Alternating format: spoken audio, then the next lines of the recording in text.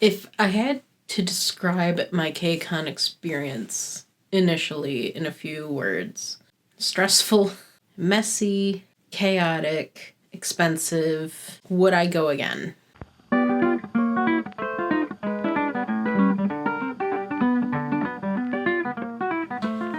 Welcome back, Frill Nation, to another episode of OK Bloomer. Today's episode, we are going to talk about my recent trip to Kei Con.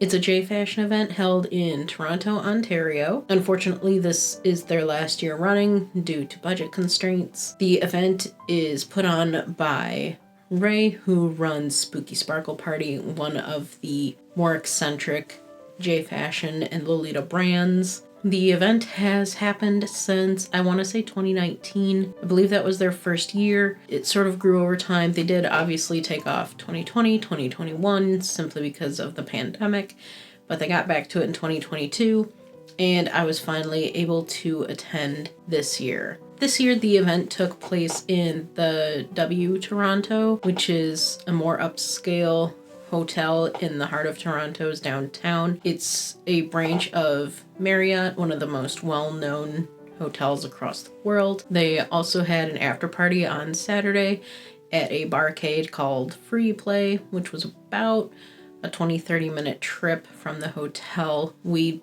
took Ubers there and back because a familiar city, you don't want to be walking around late at night. And then Sunday was the tea event, which was held in the Skylight Cafe, which is the restaurant on one of the top floors of the hotel. So everything was all hosted in one space, which was very convenient. The event also had special guests, Dollfield. They had representatives from Lollabrary. They had Iris Garden with Hey Newly, of course. They also had Belladonna, and they also had a well-known Lolita blogger, Rain Dragon. She's one of the Lolita historians. She was also there with Lollabrary, I believe, sort of hitting from two fronts on that one. They also had media guests present to do vlogs, one being Saxon Blues, another one being Marina K, and the last being, of course, Fluffy Kawaii Joe. So tickets for Kei Con dropped in April, I believe, via Eventbrite. I've used Eventbrite before. I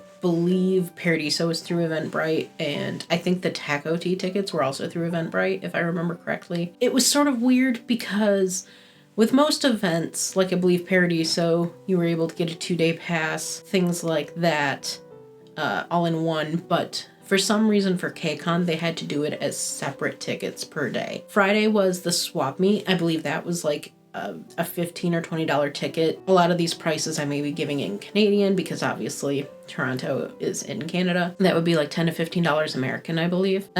Saturday for the vendor hall. God, it was really pricey. Fuck it. I'm gonna have to look at prices because back in April, like, what is time? You know, I don't know what fucking time it is now. Yeah, I bought the Saturday market and fashion show early bird ticket. I was able to get all early bird tickets. My total for the tickets was around like $190 USD.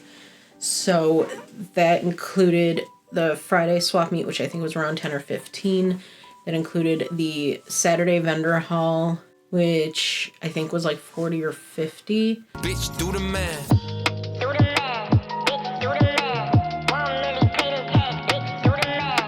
This by far is the most expensive event I've attended between hotel, travel, which was pretty negligible. It's just a straight shot, just the actual tickets to go. There was a lot of confusion as to why we couldn't just do one ticket for the weekend.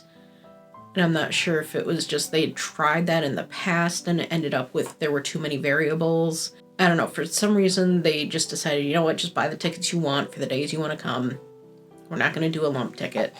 So whatever. The tickets were also non-transferable, and I don't think they were refundable either. So a few people did have situations where they got sick leading up to the event, or suddenly they just couldn't come for whatever reason. And they were like, well, I want to transfer my ticket. And staff had to tell them, like, they're non-transferable. And I remember there was one girl on the Discord who got really upset about this, which it is upsetting because it's a lot of money to be out at the last minute. So why wouldn't you be able to refund the tickets? But that also may just be an Eventbrite thing because the way they work, they send it right to your email and then you have to prove who you are with an ID or some sort of other evidence. And I think they didn't want to deal with the kerfuffle of, oh, well, the tickets were purchased under, Amanda Smith, but I bought her tickets from her and my name is, Dana Kay. And so they just didn't want to deal with that sort of confusion. I had assembled a few friends to come with me, roughly 5 of us total. We had originally looked at the host hotel, but it was going to be very expensive a night, like probably around 400 USD a night, it's kind of a lot. And it was more than I think most of the girls were willing to spend. There was also an issue with the hotel design. I don't know who the fuck is designing these hotels, but they're either a pervert or they're insane, because you look at this hotel room and you're like, oh, that's kind of nice, but the bathrooms aren't enclosed, like where you would maybe normally have a wall. There's just open space, and the shower stall and the bathroom door, and it's just frosted glass. So who are these hotel rooms for? Because if they're for business professionals, you have 2 beds in the room. Presumably it's people who aren't close enough to want to sleep in the same bed. So why do they want to watch each other take a dump or a shower? And if it's for families, again, like, why wouldn't you want some semblance of privacy? I don't know. So we looked at the host hotel. I was like, no, that bathroom situation is bullshit. We looked at a couple other hotels in the area. All of them were like voyeur bathrooms, like the Hilton that we looked at, because one girl had points. It was the bathroom you would go through the first frosted glass door to get to the toilet, and then you had to go through that to get through the next frosted glass door to get to the shower, which I guess is nice if like someone's in the shower and you have to take an emergency poop, like then that way you don't have to bother them. You're a little bit enclosed, but these are narrow spaces. And again, frosted glass, like, I don't know. So I was like, that's out. Fuck that. So we initially settled on an Airbnb that was roughly a 10-minute walk, so not terrible. And I booked it, everything was fine, and we were all set. And then one day in May, I get an email from Airbnb saying that my reservation was canceled and I would be getting a full refund. And I was kind of like, what the fuck? Because I hadn't canceled it.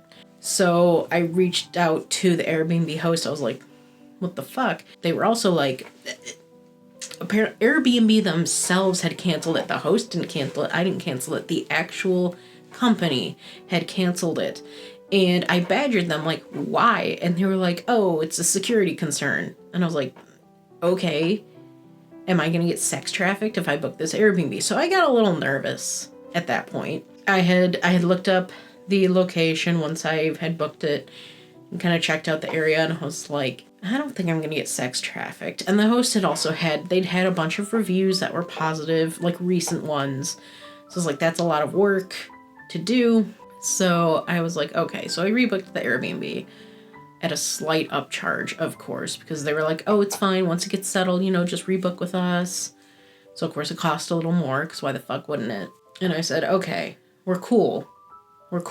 I don't know, communication kind of kept breaking down. Like I kept saying, hey, we may have to bring 2 cars. Is there enough space for 2 cars?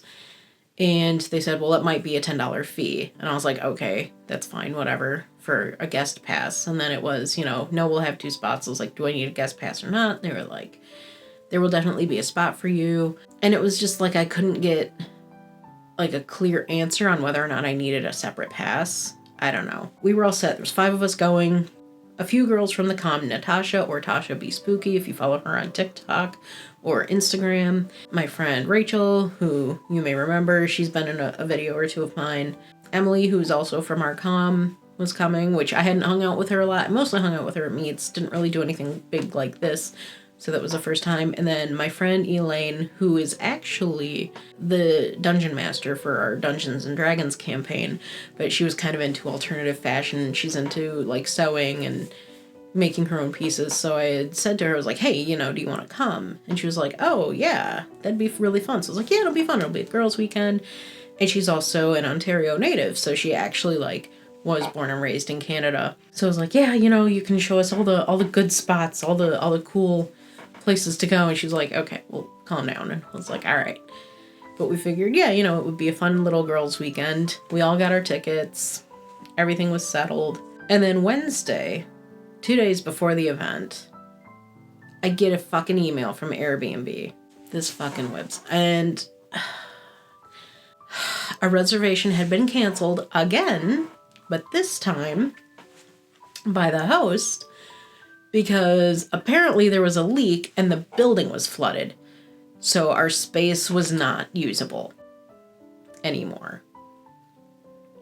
So that was some bullshit. That was really fun to deal with at the final minute. So I said, oh, okay, cool. Like, fuck me, I guess. So Airbnb was like, oh, we'll help you rebook, blah, blah, blah. And I was like, no, this is the second time you fucked me over.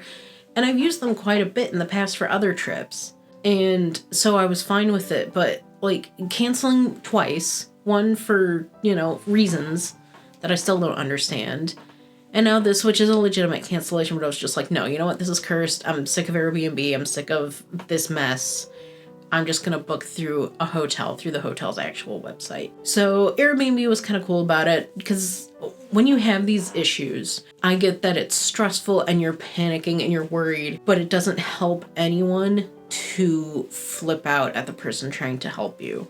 Like, we should know this by now, but if something like this happens, do not go off the handle at the person trying to help you, because often they will be able to do more. If you're nice to them, they can do more for you. And it is well known in the service industry that the customer who screams the most doesn't get helped by those at the bottom. You pass it off to a manager, and then the manager makes them feel good, and then they get to feel all smug, like, see, I got what I wanted. What you want to do is you want to be nice from the start, and then they're more willing to work with you. This was all through text, because fuck being on the phone. Like, your Airbnb, when they cancel, I don't know if you've had this happen, they send you an email, they send you a text, and they call you.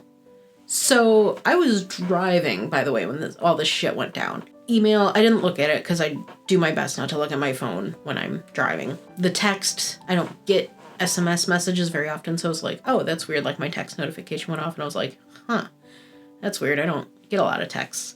And then my phone rang, and I was like, well, that's obviously spam. And of course, my phone was like, well, it's potential spam. And I was like, all right, then I'm just not going to pick it up. No, it was Airbnb calling me to be like, hey, girl. So about your trip. I got home. I let everyone know in our group chat. I'm like, hey, guys, shit's fucky. Just going to make a decision. Airbnb was cool, and they were like, hey, we see you're just going to book a hotel. We understand, and we'll give you an additional 20% refund on top of the full amount you're getting refunded. So it's like, okay, that will be enough to book the host hotel and have it all covered. So I said, fuck it, because if I'm going to have to watch, my other comm members shower, like, you don't have to, but, like, if I'm going to be in a space with minimal privacy, then maybe I don't want to walk for 10 minutes. Looking like a cupcake, So I said, fuck it. I booked the host hotel. It was like, I don't care if y'all are unhappy with it. We also did have 5 people, which the room was a max of 4. And I'm not, like, I don't like to room stuff anymore. I watch too many, like, building disaster videos where it's like, there were too many people in this space. And, they created a crush when a fire broke out. But I was like, 5 isn't terrible. It's like the absolute max. For these rooms, honestly, once we got in them, like 4 was the absolute max with all of our... Hell, I would say 3 was honestly the real maximum with all the bullshit that we brought in. It was... I don't know. I don't know. These rooms are not for humans to inhabit for anything except for, like, maybe a nap, I guess. I don't know. So, whatever. The rooms kind of sucked, but the staff was nice. It's a place to keep our shit and not deal with anything, so... It was just convenient to have it all there. The layout of the building itself was it was not intuitive. It was all built into like a parking structure that from the different levels on the elevator you could access a subway stop, which is pretty cool. And also had access to a Dollarama, so like a Dollar Tree. So we were able to pop down there to get like snacks or Gatorades or things. For some reason, they didn't have yellow Gatorade, which is like the quintessential Gatorade flavor. I don't know if they were just out. It was really weird. We went down to get Gatorade, and they had white, they had blue, they had orange, and then they had like a bunch of the Gatorade Zero, which I won't get because I don't like how those no sugar things feel on my stomach. So Toronto is just like New York, but without all the stuff. Really weird that they didn't have yellow. Anyway, I digress. The hotel was fine. It was fine enough for a couple days, but I probably would not stay in that hotel again. The layout was just there's too much in the way. There was no like direct routes. So it was an easy drive. It was about 4.5, 5 hours with traffic, maybe a little longer. So what we did was we met up at Natasha's place, which was closest to the border of Canada and Michigan. There's 3 ways you can get to Canada from Michigan. Technically there's 4, but I'm talking by car. The 4th way is through the ferries at Mackinac Island, which, is there a car? No. There is the Sarnia-Port Huron Bridge, the Blue Water Bridge. There is the Detroit-Windsor Bridge, and then there is the Detroit-Windsor Tunnel. Depending on your fear, you have options. We took the tunnel because Natasha goes to Canada a lot with her family to just have fun and have girls' weekends. It's also better because then you're not trapped with all of the semi-trucks hauling freight and over the border. So it's just like commuter vehicles. So the tunnel was easy. Border was easy to get through. We made a rest stop, had some lunch on our way, and also bought Kinder Eggs. If you're not familiar, Kinder Surprise or Kinder Eggs are a Canadian-only treat. They're not legal to sell in America because it's just a thin chocolate shell, and then there's like a toy inside, so there's a little plastic capsule inside with a toy. I'm not 100% sure why you can't sell them in America.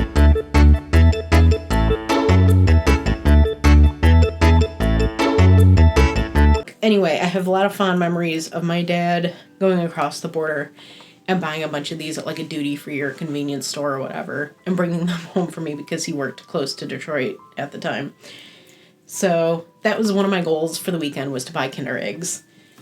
So I was able to do that. The drive was very uneventful. We did hit a lot of traffic because that was our whole goal. We left at like 10 a.m., 10:30 a.m. because we wanted to avoid traffic as much as possible. But we still did get caught up in some traffic, especially because Canada is under a lot of construction right now while it's still warm out. We got to the hotel around 4:35. I was able to get us checked in. We got into our room, found out, wow, these rooms aren't private at fucking all. God, and the lights to this room, you think like, oh, a light switch or something. They had buttons for the bathroom, so they had one to turn on the lights for the shower and bathroom, and toilet stall, I should say, and one for the fan. And then there was like a glass panel above it. Like, some of this shit was just like high tech for the sake of being high tech, and it was not functional. So the glass panel above it just said like a bunch of random bullshit. Like, it was like, oh, this is the nightlight setting. This is the awake setting. This is to close the drapes. This is to open the drape. Like, not intuitive at all. So we were just like hammering buttons like all weekend, turning lights on and off on people. I ended up like, I showered in the dark. They were like, don't you want the lights on? I was like, I'm not fucking dealing with this goddamn thing anymore. Like, I'm over it. It's not that dark in here. I can at least see what products I'm putting in my hair. I will never stay at the fucking hotel ever again. There was also an issue where if you checked in with a credit card, like, physical credit card, I think it was like $150 deposit per night for incidentals. But if you used a debit card, it was an extra $1,000 a night. And unfortunately, one of the other attendees ran into that issue because she had booked the room on her mom's credit card, and they had completely forgotten that you physically need the card to check in. Like, they reserve it under the card's number that you give over the phone or over the website or whatever, but then you need to physically have the card present, or whichever card you're actually going to use to actually book the room. So she only had a debit card, and she couldn't afford the $1,000 incidental. She ended up staying the weekend with Ray, the showrunner, instead. So it worked out for her in the end, and I'm like, in a couple years, this is going to be like a hilarious story for you. But that is insanely stressful. Her mom did apologize and was like, you know what, I didn't even think about it because I'm so used to traveling with you to places. Everything worked out for her, but that would be really scary to travel 5-6 hours and then to find out you don't actually have a place to stay. That would be really freaky. We had the swap meet that night. The whole weekend was under dress code.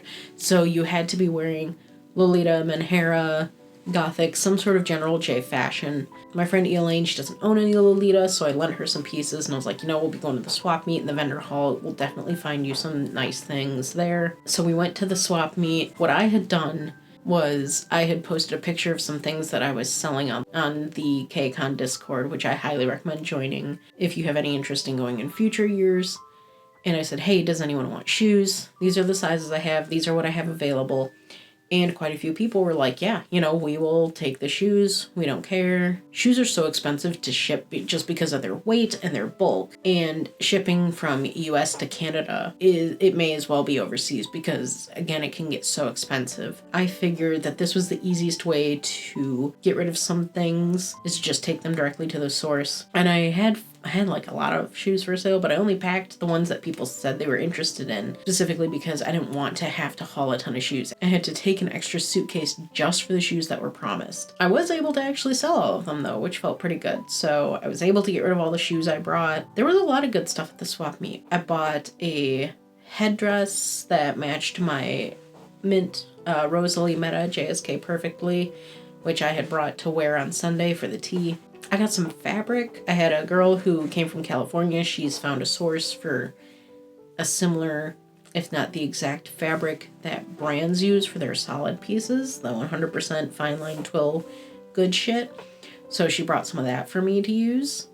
So that was pretty awesome. I have to wash it. It's too dark blue for my fucking project, which makes me want to put Angelic Pretty through a paper shredder. I have it as an option, or if I want to get buck wild and use it for something on my own, etc., I can. I didn't buy too much more. I might have picked up a couple of things, but I don't know. There was a lot of good stuff at the swap meet, but I didn't buy a whole lot. I was waiting for the vendor hall, but I also had a shopping list that I didn't follow, and I thought, I'll wait till the vendor hall. I don't want to buy any more big pieces like jumper skirts and things. I have so many jumper skirts, and I need to get rid of some. So I'd rather get, more like hair accessories, headpieces, things like that. It was really good unpacked in there. Kei Con they had accidentally maintained their policy from last year regarding masking. They originally, I think, were going to be a little bit more relaxed about it.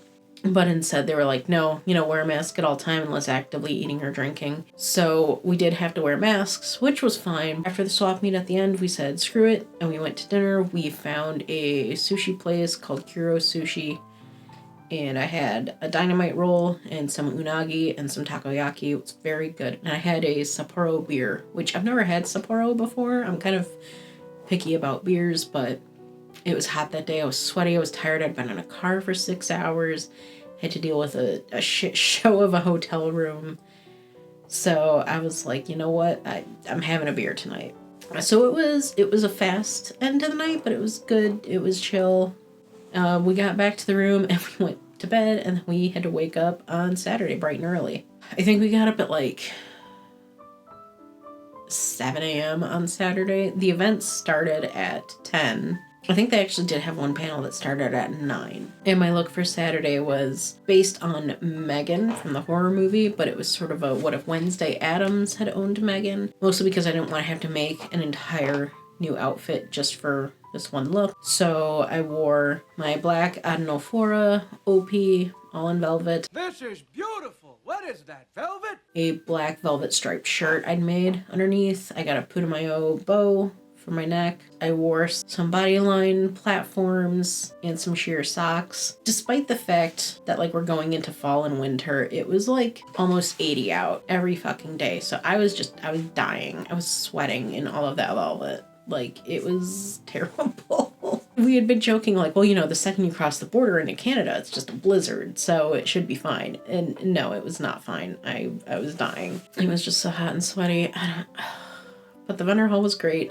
They also had panels, so it was more of a real convention than just the usual vendors hall dinner event sort of thing that other events like Paradiso and Nightshade are. Paradiso had some designer Q&As, but it wasn't a dedicated panel. The ones we went to, the first one we went to that morning was how to throw an event.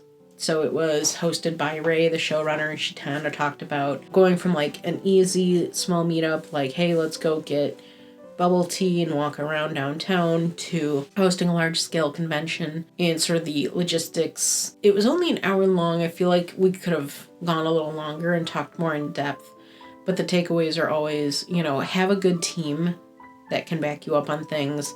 Have at least one or two people who are organized as shit in the group. I've found that is very true, especially after the anniversaries we've thrown, where you do have to have an idea of your budget, an idea of what it's going to cost everyone, and you need to have someone who fucking loves Excel. Find the friend who loves Excel and loves spreadsheets and data and make them part of that core group of people throwing an event. It will help you out so fucking much. It was a good panel. Everything was running on LST, which Lolita Standard Time. So we're gonna wait like 15 minutes for things to get started, for the vendor hall to get set up, blah, blah, blah. I didn't go too crazy in the vendor hall though. I feel like I could have spent more, of course. But I don't know, a lot of things just didn't really speak to me. Like Hainu Lee and Iris Garden had their big booths set up. They even were set up Friday night too, outside of the swap meet hall, so they had stuff there too. They also had the fashion show on Saturday, so I had the fashion show at 2.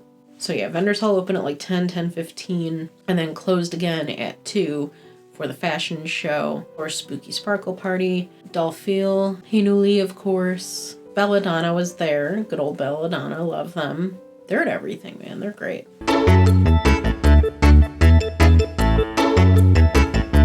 That was held in the Skylight Cafe on Saturday. We weren't given food or anything. I mean, a little water would have been nice, but it's fine. We all just kind of sat, just filled the space, and everyone just kind of followed a loop around through the upstairs, which was really cool to see. It was sort of a unique venue. It did mean that it was a little bit hard to see stuff if you weren't sitting like right up close to see it. Apart from that, I thought it was kind of a nice twist on the usual in a stage space. And it sort of recontextualized the outfits themselves as well. After the fashion show, my friend Elaine, she settled on her first Lolita dress. She bought, I believe, the Moss Badger Hainley collab, Mystic Wandering Tarot. I think that was the one, either Mystic Wandering Tarot or Mystic Wandering Spirit. I can't remember which one, but she found a dress, she tried it on, she loved it. It looks so cute on her. It really does. She bought some good stuff at the swap meet too. I ended up becoming kind of like a salesperson where I was going around and grabbing stuff and talking things up to people. I was like, oh, look at this beautiful blouse. Look at how cute this is. I think in the vendor hall, I think one of my favorite dolls was Divinity Doll. She's just a secondhand merch shop. I definitely think I bought the most from her because she had some great novelty items. Like I got an Angelic Pretty novelty nail care kit. I think she said it was like one of the limited novelty items that they only give out at events. So I was really geeked to get that. I bought like 3 Angelic Pretty things from her, which for someone who's like, I don't care for Angelic Pretty, it's kind of funny. I also bought a chest bracelet that was AP because I thought it would go good with chest chocolate. And I also bought a headband from her. It's sort of a pretty like cream lacy headband that will probably go with a lot of things in my wardrobe. She had a lot of good stuff. She had Twinkle Mermaid by Angelic Pretty. She had the black and purple colorway, which if you don't know, if you're too new, that was one of Angelic Pretty's like big pieces back in the day in the early 2000s because it's a beautiful like glittery screen print, and if you rub, the glitter doesn't come off, so it's amazing. But it's a beautiful glittery screen print of all these silhouettes of like a mermaid, different like cameo sort of style. So, and I could have bought it, I don't know, but it was just the skirt, so then I would have had to have bought some bodice fabric. I would have had to cut it up the back, add a bustle panel. Would that have been a flex? Oh, absolutely. But do I need another project? No, I don't. Especially because someone gave me a tartan jumper skirt that they were unable to get rid of at the swap meet. We're like, hey, I heard you sew. Here, fix it. If not, hand it off to someone else. So I was like, okay. So a free dress, I guess. But yeah, it was really cool to see Twinkle Mermaid in person. It is important to see these things in person just because it's so hard through pictures to get an idea of like detail and like fabric texture and weight. Like you miss out on so much detail when all you have is like this little image to go buy. Oh, I actually have, this was the Kei Con swag bag, which I thought was really pretty. Like, it's a really cool holographic design. They actually ran out of these. They prepped, they said like around 200 and ran out. Oh yeah, Kitty Kea was there too. I like Kitty Kea. They also had like a craft room. So they had like little like pincushion crafts you could throw together. I have to throw mine together still. Ooh, we got some stickers. Hell yeah, you know we love stickers. Dear Chase. Oh shit, there's stickers. Yeah. My god. I'm finally looking into this after like a week. So another Kitty Kea sticker. She makes some pretty stuff. I have not purchased from her. I feel like I should. I think these are stickers. Stickers from, yeah, from Haley for her Beloved series. Which she had that and that amazing blouse, that big swallowtail blouse that everyone loves. She had it there, which I was like, but there's been some concerns with how the blouse like sits really high. They didn't, again, like, I think this is just an issue with all of the overseas designers where they don't realize, you know, it takes more pavement to go over a hill than it does to just go down a flat road, you know? I'm not trying to degrade anyone's bodies. That's just science. And they're not accounting for that. So, ooh, alright. A Belladonna postcard featuring Misako Aoki. That's kind of cool. Oh shit, there's stickers. Fluffy Tori, Fluffy Kawaii Joe's brand. She provided some stickers. I'm running out of room on my computer case. Kitty Kaya, some of her very cute artwork. Yes, so Kei Con the Haunted Doll. And then I believe this is art by Toshi Salvino, Doll Feel, on the back. And then, look at what this is. It's a motherfucking pamphlet. Teco didn't provide pamphlets because of cost, but a con that pulled maybe 200 some people did.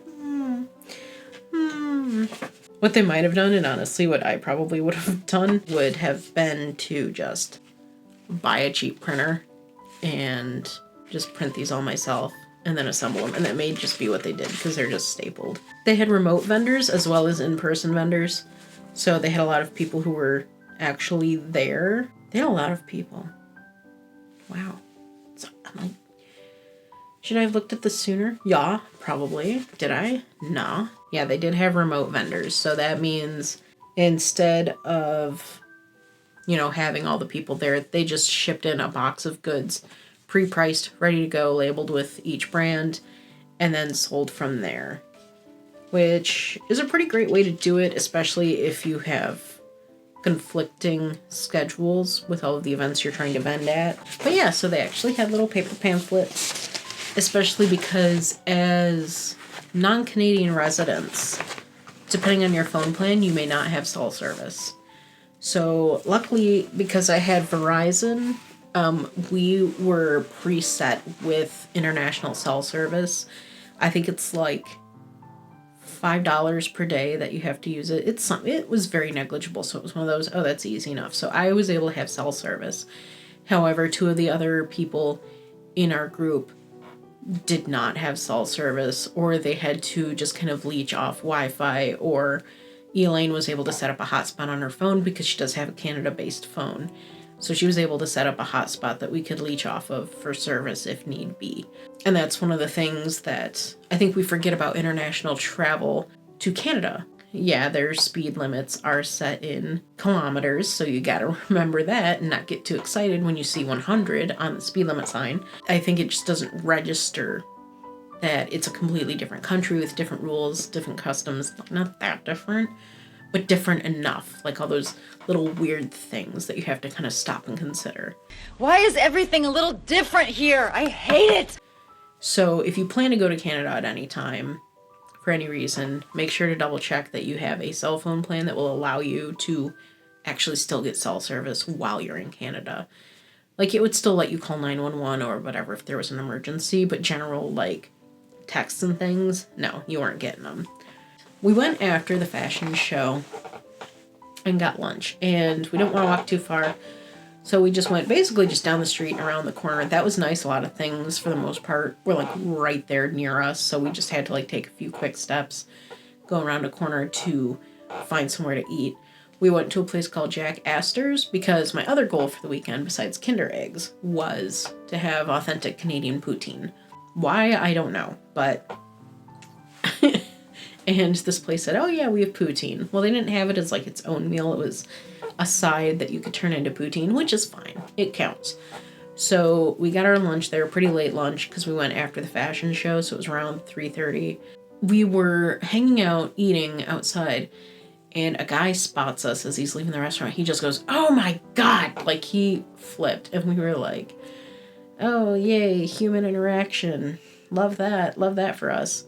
He chatted with us for a minute. He was like, you know, what's this? What's going on? We explained, like, oh, it's a fashion convention at the W, blah, blah, blah. He was like, this is awesome. So generally a fairly positive interaction. He got a little weird at one point. He was like, oh, but what, you're from the U.S. What do you think of politics? And I don't want to talk about politics, especially because apparently that Saturday was the Day of Truth and Reconciliation in Canada. So that's sort of where they go around and say, hey, Indigenous Canadians, ooh, we fucked up. Our bad. Sorry. We're sorry. I mean, is a little bit more than America does, so. But we kind of blew it off like, oh, you know, I don't know enough about politics to get into a debate or anything, blah, blah, blah. Because that's such a loaded thing to open with. Like, you want to talk politics, you're like, does this guy want to rant about Trudeau? Does he want to ask about Trump? Like, there's too many, like, I don't want to talk about politics with a complete stranger, especially a man. Like, sorry. That's just... It ended on a high note because the waitress came over after he kind of left and said, oh, you guys are all set. We were like, what? He paid for our entire lunch. There was 6 of us because my friend Sarah had joined us too. Because she was also there from Michigan, but she was staying in her own AirBNB that didn't get canceled, which was a pretty boss move. So he paid for our entire table's lunch, which was like, holy shit. So if all of my interactions with the public can go like that, where they buy me food, I will tolerate the dumb fucking questions if it means I get a free lunch. Pro tip, if you want to ask any of us, what's this all about? Where are you going? Blah, blah, blah. Like, buy us food. And don't go and get like a fucking Little Debbie snack cake for 50 cents or whatever. All right, like, get me a sandwich. And not like a cheap, shitty $2 gas station sandwich. Like, we're going to Panera, all right? And I'm getting the Fontina grilled chicken sandwich with no tomato and maybe a side of a cup of soup or something. I don't know. I will accept questions only with payment in the form of food. The joke is, oh, Canadians are always so nice. All of their anger is pent up in their geese, which is 100% factually accurate. Yeah, people were gawking a little bit. We did get like one psycho guy who like catcalled one of us after the after party, but whatever. For the most part, they were polite. They kind of just left us alone. Or when we had to go into the Dollarama for Gatorades, like a lady wanted our picture and she didn't speak English, so she had her daughter translate. Her daughter was like, my mom wants to take your picture. Is that okay? Good, positive interactions with the general public. That was cool. And so we went, saw the fashion show, which was really great. We ended up, instead of taking the elevators up to the fashion show, we took the stairs because we were on floor 6. The fashion show was on floor 9. So we were like, fuck waiting for an elevator. Let's just take the stairs. Mild regret. I survived, but I did regret it a little bit.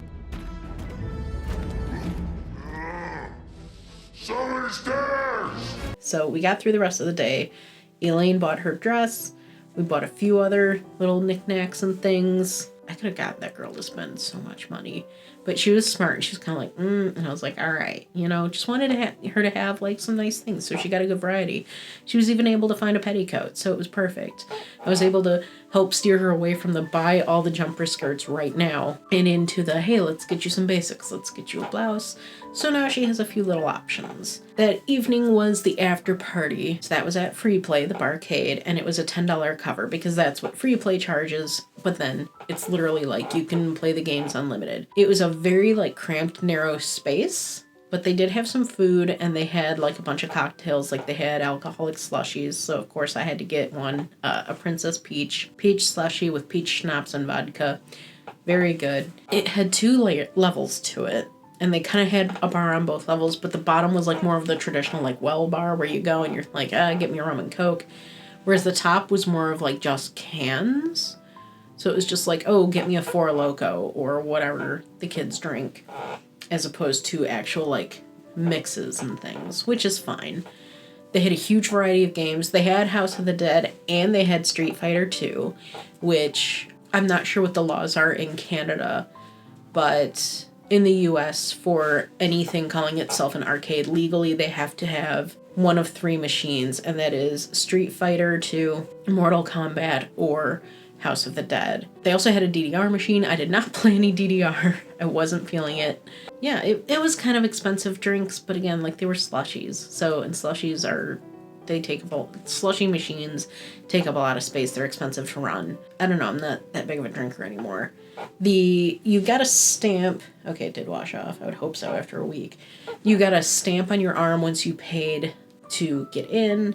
They also had tables on the top floor, which were really cool, and each one, like, had a modded machine. Like, they had an N64 with a Power 64 cartridge, which is an emulator cartridge. I can't get too into this. Basically, cartridge that tells the Nintendo 64, hey, it's cool, I'm just a computer program. These are all of my files, and it'll have, like, a fuck ton of games on it.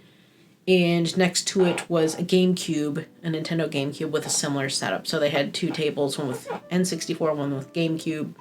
They had a ton of computers set up with emulators and aftermarket controllers. So they had a cool variety. I'm loving barcades. Like, it's kind of the perfect blend of doing something social, but it's still video games with friends. You know what I mean? So I really love the concept. I hope that we see more of them. However, the issues with this after party were the bar wasn't very clear on how to delineate people there for the private event. So because Dolphiel and a couple of other performers were going to do a performance at the event, at the venue, the top floor was supposed to be reserved just for Kei Con attendees. And at one point they did an announcement like, okay, if you are here for the private event on the 2nd floor, please come to the front and get an orange or pink wristband. I'm not sure if it was people who were just like, oh, we'll just sneak in. I'm going to give them the benefit of the doubt and say maybe they misunderstood and thought, oh, you have to have an orange wristband to be upstairs, because just yahoos were getting the orange wristbands. So they were getting the stamp and the orange wristbands. So there was no way, besides the honor system, for the bar to guarantee who was and was not there for the performances upstairs. It was just an issue right away. Like, it was like, why even bother? If you want to set something up like that, then it needs to be a dedicated space with a door on it where you can prevent people. And I think something like, hey, you have to show your event badge, bring your event badge along with you and show it at the front door would have been easier to, tell right away, like, oh yes, you are here for this private event. So as it was, when the performances started, which the after party was set for like 7 to 10, the performances didn't start until like 9:30, which we didn't have a timing on the performances. Like, we had no info on that, etc. We assumed, it would be like maybe 8. Just to give people time to get over there and get settled in, because we didn't get over till like 7:30, because I wasn't really in a rush. I'll be honest, I wasn't super worried about seeing the performances. It's no disrespect to the artists. I just wanted to sit and, have a couple of drinks and play some video games and hang out with my friends. So they did finally get to the performances at 9:30, but they were hard to see because you had a wall of yahoos and randoms who were taking up all of this space to watch the performances. So it was like a long building like that. And you had all the game consoles and tables along either side like that. And so then you had people form basically a U while they watched these performances. So, like, people were sitting on the floor instead of trying to stand over shoulders, especially like the 6-foot tall guys in the crowd. They were just sitting on the floor and peeking through people's legs to watch the performances instead. I just said, fuck that. I had no interest. I just hung out instead with my friend Elaine and we played video games together because that's all I wanted to do. So I do think for something like that in the future, requiring people to show their badges to get the orange wristband or at least proof of ticket purchase, something. And I know maybe that's an unfair ask on the bar itself. There needs to be something. So there was some disorganization. There was also people weren't getting their swag bags right away because they weren't all fully assembled when we started checking in on Friday and Saturday. Like little things But this is also a 3rd year event, and it's held by, by a very small group of people. And so there's always going to be some hiccups and things. For the most part, I think it ran very smoothly, but the after party, definitely, that was sort of poorly handled. And like, maybe for the future, it's just something that's like, okay, clearly this didn't work. What can we do to rework it to make it easier for our actual attendees to attend our event? So we went back to the hotel, and here was... we only got the hotel through Sunday morning, so we had to get ready for the tea and check out on Sunday. The tea started at 10 a.m., checkout was at noon, and the tea went from 10 to 3, and I will get to that. So we got ready, we loaded up the car. Theoretically, I could check out on the Marriott app, but I preferred to do it face-to-face so that I can visually say, like, yes, no, I went and saw Javier at the front desk. We confirmed it, and then he can give me a paper receipt. Because sometimes, like, I'm down with technology, but I've had shit happen, and I don't always trust apps. Especially, if the Wi-Fi is kind of spotty. Like, you hit checkout, it doesn't ever actually go through, and you don't know until the hotel's like, are you going to leave? And I almost forgot to check out, too, because we got to the tea party kind of late. And, of course, immediately got swept up in, like, they were doing, like, a bingo where it was kind of a fun little icebreaker, like, go around and try and find someone who fit, like, one of these criteria on the bingo sheet. Things like has been in Lolita for more than 5 years, this is their first event, owns multiple of the same print in different colorways, traveled from out of country, has a doll as part of their cord, is wearing a print by one of the designers in the fashion show, etc. So that was a fun icebreaker. They also had one where you got a little slip of paper and you had to find who had your matching slip of paper. So I think mine was like Milky Ice Cream Shop or something. I think they were print names. I don't fucking know. But then if you found your match, you would get a little phone charm. And mine is in 2 pieces because you kind of need a jump ring to actually connect them. So it's sort of like a truffle. But yeah, you kind of need a jump ring to actually like put it together. So just cute, silly little things, as a fun little gift. Oh, why do I get so phlegmy when I talk? Like, this is so weird. I don't know. So that was fun, and then the bingo sheets, you could turn them in, and once you turn them in, they would also be part of the raffle drawing. 42 Lolita was also one of the sponsors, which if you're not familiar, it is the Lolita branch of 42 Agent, which is a Taobao shopping service. So they said, fuck it, and they made a website dedicated just to their most sought-after Lolita items or things they may have personally requested from the top Lolita vendors on Taobao. So there's a lot of great items on there. I do want to make an order with them. The food was actually quite good. So the ticket price definitely reflected the food. They did have a separate table area for people with food sensitivities and things like that. So it was, you would go to the kitchen and you go to the kitchen area and you would have your own plate set aside. So they had some vegan desserts. I didn't try any, and I should have, just to see. But I think we all kind of forgot that they were there. But they did a lot of great themed foods. They had a smoked salmon brain puree on a brioche cracker that was pretty good.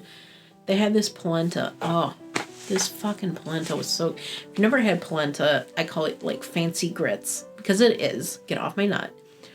And so it was a cheesy, creamy polenta in like a fried block. So it was crispy on the outside and it was tender on the... Sorry, I'm like really hungry now. So good. They had like mortadella sandwiches. I've never had mortadella. I should have just tried it. I need to not be like a wimp and just try shit. But they had it on buns they had it on black buns, and the buns were dyed black with activated charcoal. So I was kind of like, because a hard lesson that a lot of people have learned over the unexpected activated charcoal phase is that charcoal is an absorbent. So it will absorb your medications if you consume it. And because I am on medications, I was sort of worried about it.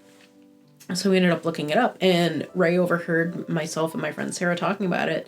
Sarah was like, dude, you'll be fine. She was probably right. And Ray was like, oh, because she hadn't thought of that, which is totally fine. Like, of course you wouldn't think of that. So she made an announcement like, hey, if you're on medications that require you to have food, maybe don't eat the buttons. It was one of those things that I think everyone just kind of like whoo about it. Yeah, maybe something like either black sesame flour or squid ink or some or other sort of colorant would have been better to use in that scenario. Again, I will fully admit, maybe I'm just freaking out for no reason and it would have been totally fine no matter what. But it's another like bullshit little thing to have to remember when hosting an event. So the desserts were also very good. They had like pumpkin spice macarons, which were quite good. They had little like Pennywise shortbread cookies, little coffin-shaped chocolate tart slices. All the food was very good. They also had a custom cocktail, but you did have to pay extra for it. I didn't buy it because I don't want to spend $13 on a fucking cocktail. They had unlimited coffee and tea, which was nice. And of course water, because we were all dying because it was 80 degrees again. If you had a gluten sensitivity, if you were a sponsor, if you were a special guest, and if you were a VIP ticket holder, you got to eat before all of us plebs. I went pleb mode, so I waited, which I was fine because we still got to eat fairly quickly as opposed to Nightshade where I didn't actually get to eat anything until like 2 o'clock when we'd been sitting there for 4 hours. That did run a little better. They did another coordinate contest. A lot of people won. My friend Rachel won because Hey Newly got to pick 3 winners. And of course they picked all winners who were wearing their prints, which makes sense. Some of the other designers got to pick winners. Dollfield did a makeup contest. So she picked a winner to win I think a prize box of her own brand's pieces. There were a lot of really like beautiful and creative looks at the tea because again the theme was haunted doll. Surprisingly, there was not as many like cracked doll looks as I expected. I went for an antique Victorian doll sort of look with my Rosalie jumper skirt set. And I found a bonnet by Baby that worked perfectly with it and added a Dream Cathedral headdress to the back that matched the floral pattern so that it would all kind of tie together. And then I also painted on some fake eyelashes just to really drive that like doll theme. I was overall very happy with my look, actually. I really like how it turned out.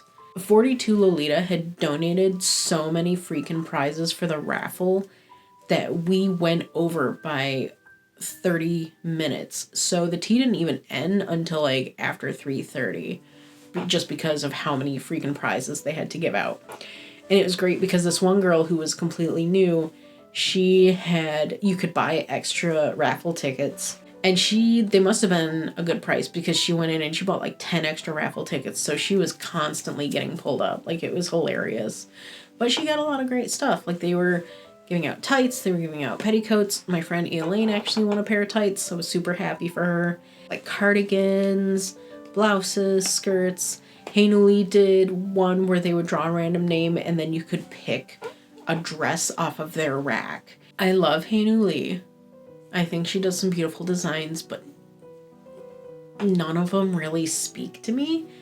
So I told my friend Sarah, who is like a Hey Newly fanatic, I was like, hey, if I get called, let me know what dress you want. She was like, are you fucking serious? And I was like, yeah. I'm like, dude, I have like 30 dresses. I don't need another dress. She was like, no. And I was like, yeah, just let me know what dress you want and I'll grab one for you. So I'm really struggling with buying a lot of brand stuff because I make so many of my own pieces and I've been burned so many times on how they cut the bodices and them not sitting right on me that I'm just like, I'm over it, which kind of sucks, but whatever.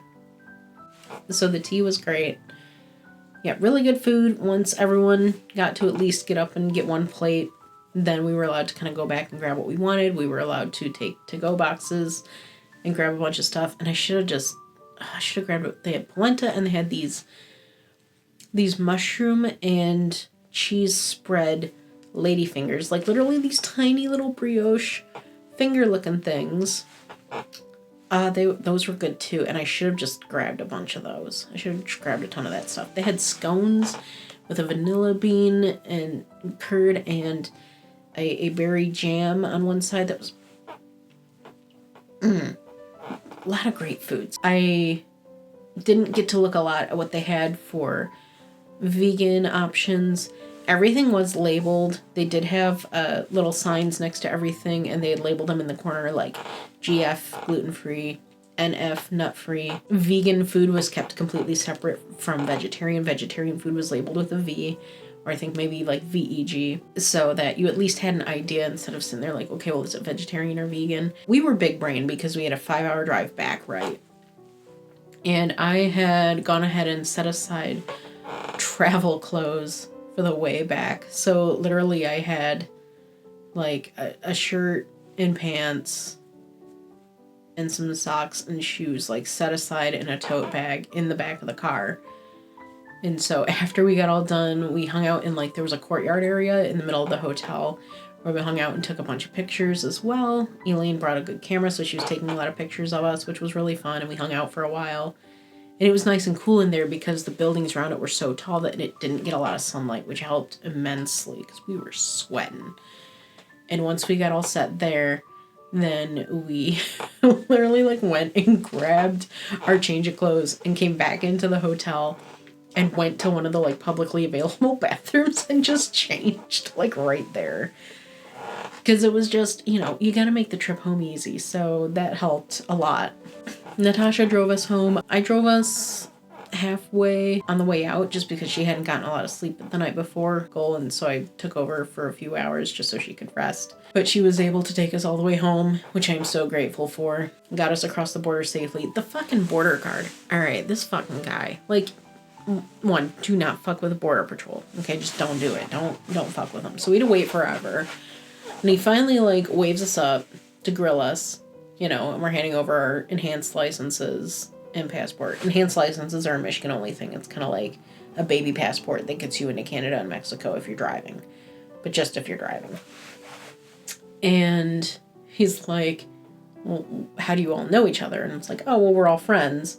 He's like, well, how do you know you're friends? It's like, we just spent 4 days together and didn't kill each other. So he's like, well, there's a first time for everything. It's like, wow, okay. And, you know, he kind of busts our balls a little bit. He's like looking in the car. He's like, what's all this stuff? And, you know, because packing to get there, everything's like all put away and like nice and streamlined. And just trying to load up the car to go home. And we were just like, fuck it, just throw the petties in the back. It'll be fine. We were at a fashion convention. So these are like some of our outfits and things. He was like, the fuck? And luckily it was pretty late at night. Like it was like 10:30 at night. So I think he wasn't that worried about busting our balls. But he finally let us through. And Natasha goes, and the guy's like, what was that friends question? Like, what kind of friends does he have? And me and Elaine both go, well, he's a cop. So, he was not nearly as intense with his questioning on the way out that the guy was on his way in. Like, the guy on the way in, he was like, you know, what are your occupations? Where are you all coming from? Like, how long do you plan to be in Canada? Blah, blah, blah. Like, you know, like pretty intense questions. So that was Kei Con. I got home at like 11:30 that night because we had to drive to Natasha's and then I had to drive home. And for me to get home was another hour past that. So I had, even though we didn't like stay through Sunday evening, I still took Monday off because I knew that I was not going to be in any shape to work. And I am so glad I was wiped the fuck out all day. I got a bunch of shit done.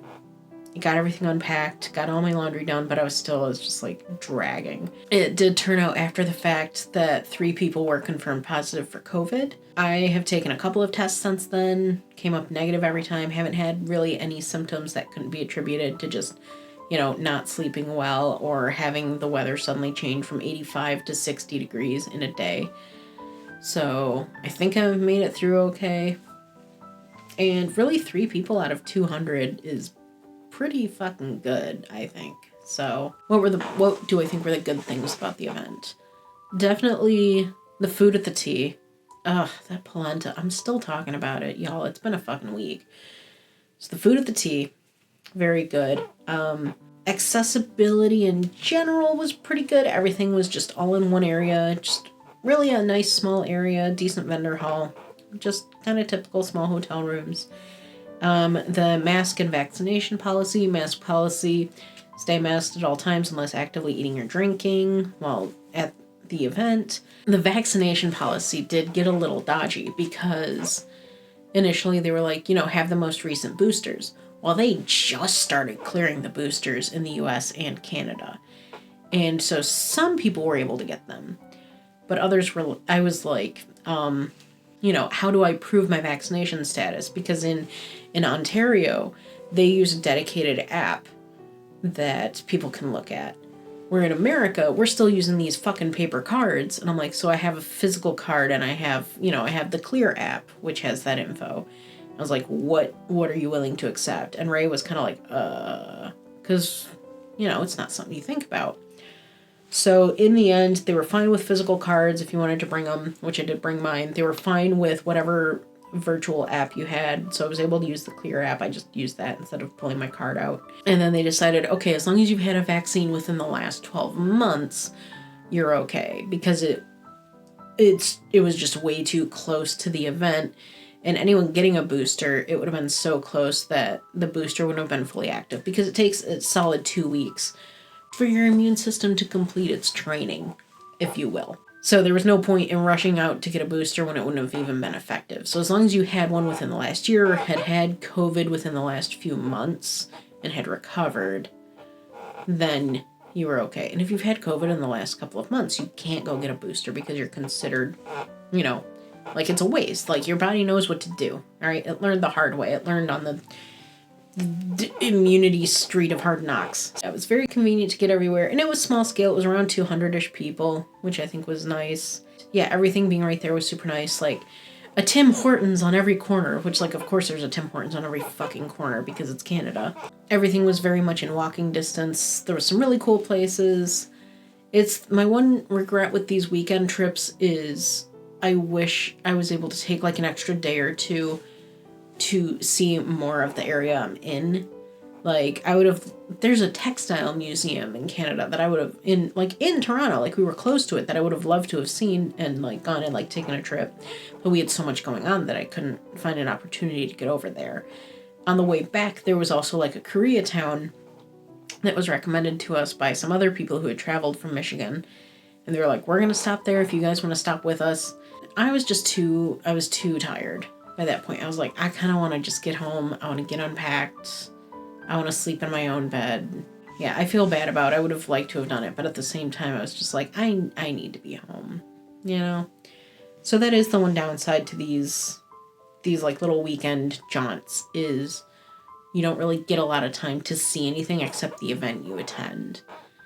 So we may arrange something where it's a girls' weekend, where it's a non-Lolita fashion weekend, where we just go and see these cool things, go to the textile museum, go to Little Koreatown, see some other cool things, because I think that would be a fun weekend as well. So yeah, my general criticisms or cons of the event is definitely the cost. The hotel room for the weekend was around, after converting to USD, it was around $1,100. The parking was $35 a day it was a convenient lot, but still. The tickets for the event running around $200, gas to get there, etc. So overall, definitely one of the more expensive events, even if the travel was very convenient. So it was basically just 4.5 hours. Food was all kind of expensive, unless, some foolhardy random Canadian decides to buy your lunch, I guess. So get people to buy your lunch and you'll save some there. The hotel rooms themselves were not conducive. They did not allow for the space I require to become my most fashionable self. So don't stay in the host hotel. Find an AirBNB. Stay somewhere else. I don't know. Crash with friends. Even the Courtyard Marriott. I looked there too because it was those are usually better. Even that was bullshit. It was there's no doors. You just don't look. They had a wall, with an opening, but it's still there's no door there. I don't know. Just no privacy considerations, man. So that was kind of shitty. And yeah, the hotel layout was not the most accessible for getting in and out. Yeah, and everything running late. Like, yeah, Lolita Standard Time is the big joke, haha, but vendor hall was late getting set up. It took 20 minutes for us to get checked in on Friday and Saturday. Like, you had to check in every day as well because you had to buy all the badges separate. So you had to check in separately on Friday for the swap meet, Saturday for the vendor's hall, and Sunday for the tea. So there was that too. So that was a little bit of a slowdown. You know, overall, would I go again? Yeah, I would probably go again. I would not stay in the host hotel unless they got a different hotel with better, more private bathroom situation. I understand everything in Toronto is expensive because it's a major city. Like, it's, you know, the Canadian equivalent of New York or Chicago. So, of course, things are going to be more expensive. There's going to be more taxes. This was like the one time where it was like, the US dollar was so powerful. We at least had that advantage where everything was a lot cheaper for us just because we had come from US. Yeah, overall, I would probably go again.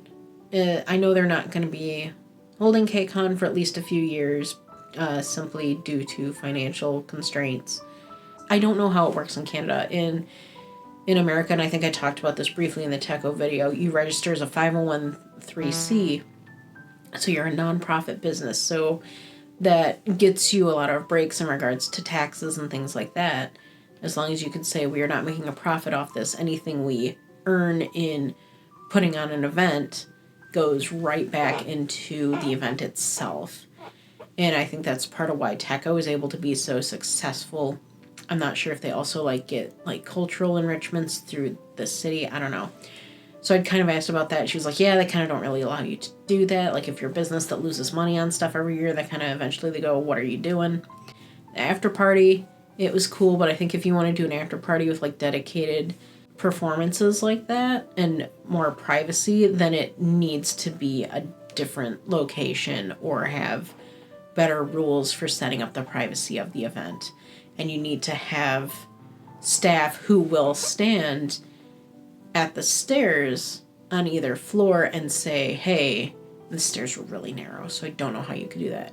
But someone who would stand there as staff and say, hey, if you don't have an orange wristband, you cannot come up here. This is reserved for a private event.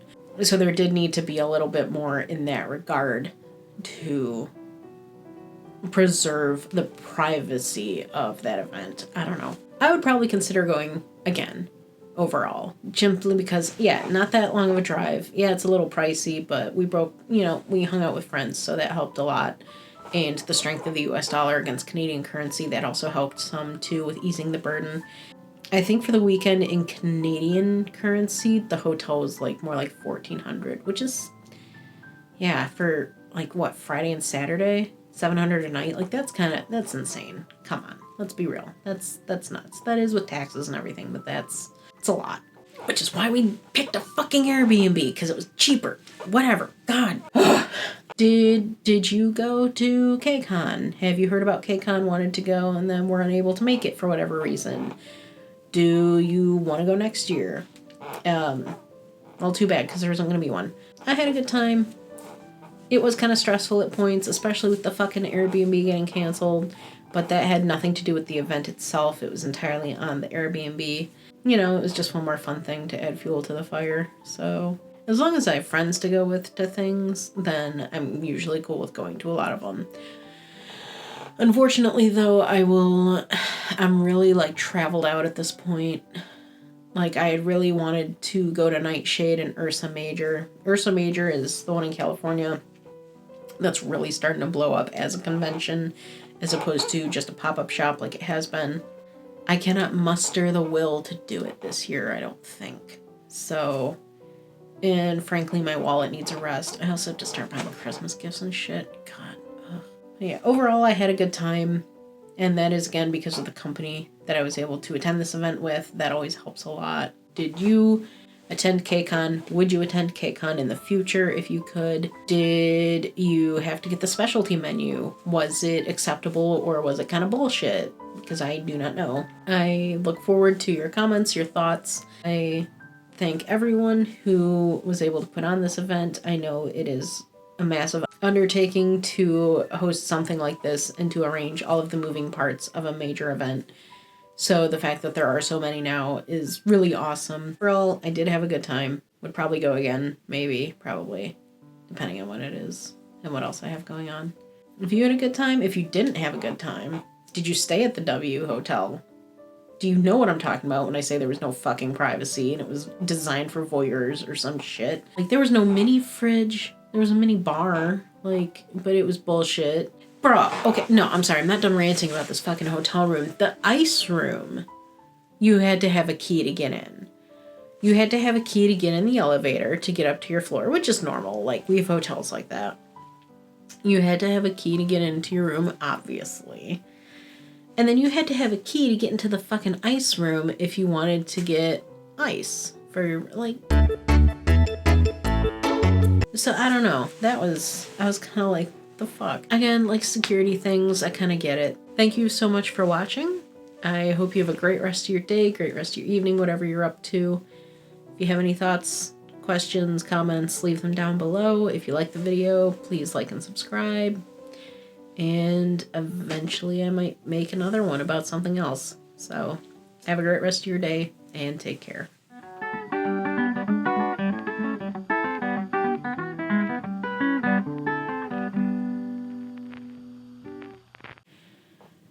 Yeah, I don't know. Yeah, I don't know. Is that a Pipperton? It is a Pipperton. Pipperton's come to visit me. That's why the door opened. But yeah, Pipperton. Oh, my hair started to look kind of crazy. Don't mind me while I look through this thing real quick.